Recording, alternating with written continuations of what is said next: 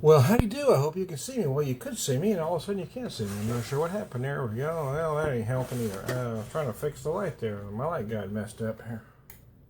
There we go. That helps a little bit, I suppose. Hey, I'm trying to wear beer with a bit of Tom the Beer Whisperer.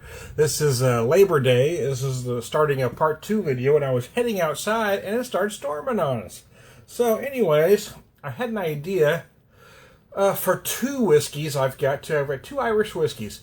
I've got the Jameson Caskmate Stout Edition and the Bushmills 10. And these aren't like whiskeys by any means, but they both run about the same price point, about $37 a bottle. Which is why I kind of wanted to look at them both side by side to see which may be the better value. So right here, I've got in my Jack Daniel's glass the Jameson Caskmate Stout Edition. Now, I first had this poured in a shot glass at Pat Connolly's Tavern in Dogtown, St. Louis. And of course, I drank it neat. I didn't shoot it, but it was poured in a shot glass. I had it the second time poured in a neat glass at Three Kings Pub on the Del Mar Loop in St. Louis, and then I bought a bottle to bring home.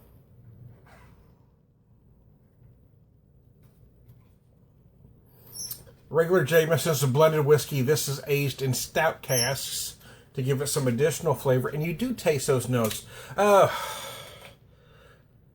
Most people that I've talked to really like this whiskey, although I have talked to one or two that said they don't taste much of a difference between this and the regular Jameson.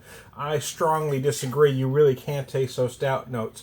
However, I've noticed that the folks that don't think it tastes much different aren't necessarily stout or craft beer drinkers, so that could be a difference. The aroma is very nice on the Jameson, and I feel it's a little smoother than just buying the regular Jameson. It runs about, $10 to $12 more a bottle.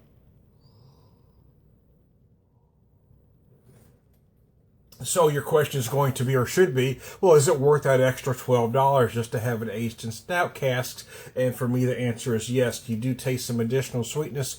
You do taste some of those stout notes, some bolder notes that kind of come through, even a touch of coffee and chocolate, as well as the other things that you get from the traditional Jameson. The Bushmill single malt. This is a very smooth single malt. The very first time I had it, several years ago, back in the 90s, actually, I paid $35, so the price of this hasn't gone up a whole lot.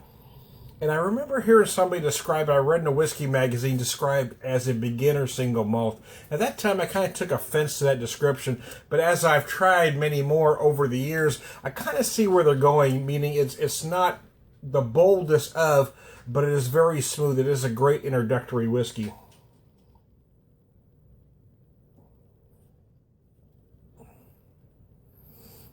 And it was worth the $35 back in '97 when I had it for the first time. And it is certainly worth the $37 now. So the question is, if I've got 40, or if you've got $40 to spend, which whiskey is the better buy? And I'm going to be honest, if not maybe a little diplomatic, and say, well, I think both are actually worth the money, because this Jameson aged in stout, for me, it has enough more added dimension than the regular Jameson to make it worth that additional money. I really do. I think that additional aging in the stout cask makes it a smoother whiskey. It also makes it a bolder whiskey. It also makes it more dimensional.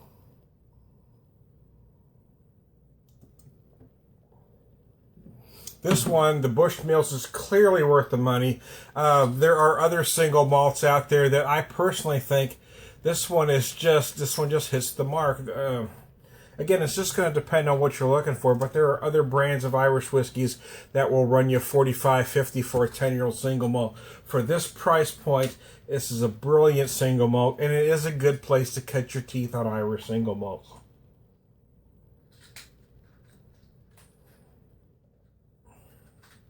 So again, I have to ask the question one more time. Well, which one would you want to buy? Well, again, here's the thing. It's going to depend on what you're looking for. You've got $40, you can buy one or the other. Do you want a single malt, which many think are better than a blended whiskey, or do you want the blended Jameson with that added dimension of the caskmates? Well, here's how I'm going to break that down. I'm going to say the Jameson is bolder. It may not be quite as smooth as the Bushmills, but it is bolder. So if you've got the palate to like a bolder whiskey, if you want that extra dimension of the Irish whiskey plus those stout cask notes, then go with the Jameson. It is certainly worth the 37 to 40 bucks. As far as the Bushmills, for me, it is worth the 37 to 40. If you want a smoother whiskey, if you want to relax and you can drink it this way neat, or you can drink it on the rocks, either way, if you want a smoother whiskey, go with the Bushmills. My advice to you, though, is to drink both because they're both worth the price of admission. I'm Tom the Beer Whisperer. We'll talk to you later. And continue on Labor Day. I wanted to do this again here. Now, I just talked about the Jameson Caskmate Stout Edition and the Bushmills, and I did it both neat. Thought I wanted to do them both on the rocks to see if I can get any noticeable differences. My advice was not necessarily one over the other. It's just going to depend on what your taste buds want. The Jameson Caskmates is a little bolder.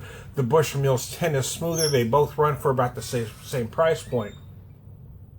In my neck of the woods, regular Jameson runs about 25. This runs 37, so you're going to have to decide if those additional notes are worth the extra $12. For me, I think it is. I think it adds that much more dimension to the whiskey to make it worth it. $37, 37 to 40 this runs is a fine price for a single malt in my opinion. So I'm going to have the Jameson here first. Getting some spice notes on the nose.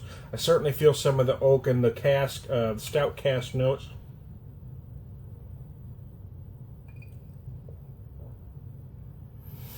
Oh yeah, and I gotta say it feels good cold, and a lot of that could be because, well, I'm sweating my astronaut off. My asteroids are sweating, man. Yeah, it's hot, it's steamy, it just started pouring, now it's going to get stickier than it was. It was pretty damn sticky in the first place. So for me, cold just feels better. But it is a good whiskey neat, there's no doubt. It's smooth enough to drink neat.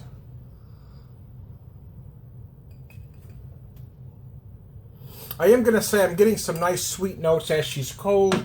Let's go to the Bushmills. Shall we? Shall we? Won't we? Will we? Who knows?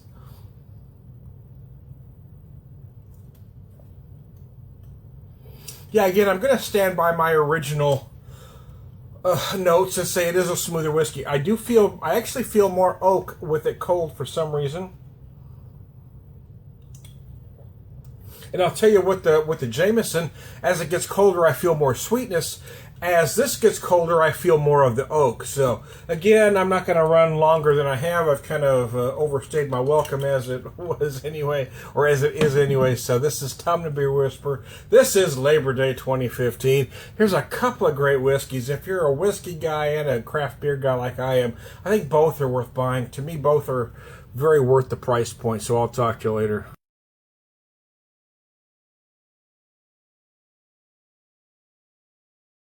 And how do you do, buckaroos? I finally got back outside. I was coming out here to do a video and it started downpouring on me. But now it's actually, I expected it to get stickier once it rained, but now it's actually more comfortable. So there you go. So this is Tom the Beer Whisperer. This is a holiday weekend. I've got some smart food popcorn, white cheddar. How about that? I'm going to eat in front of you. I know I don't like to do that, but there you go.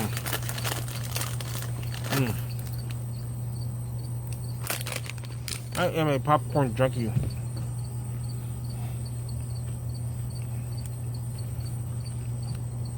But as I've gotten older, my body doesn't process popcorn very well, so I don't eat it a lot. So anyway, this is my last can of the Grapefruit Sculpin. When we were in St. Louis about a month ago, I picked up a 6-pack of this and a 6-pack of the regular Sculpin. I like them both. I've had some friends tell me they can't tell the difference between the two. I really can, especially on the nose. You really feel a little sweet grapefruit more so on the nose than you do on the regular Sculpin. It's almost like you get this sweet, peppery kind of aroma going on. and it's more apparent on the grapefruit than the regular.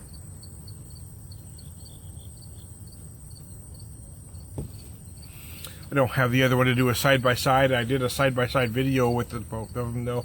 But yeah, they're. I mean, they're essentially the same beer. This adds grapefruit. They are very similar for sure.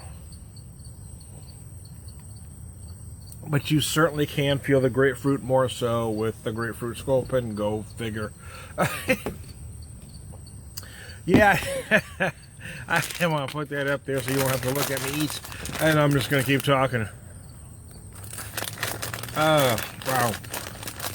So yeah, I did a video with a couple of whiskeys. I had the Jameson Cask Mates Stout Edition, and my Cat Large. Well, you don't talk to me here. Say hi, Large. Tell him hi. Go ahead, you can talk to him. She's being shy. And I have the Bushmills 10-year-old single malt.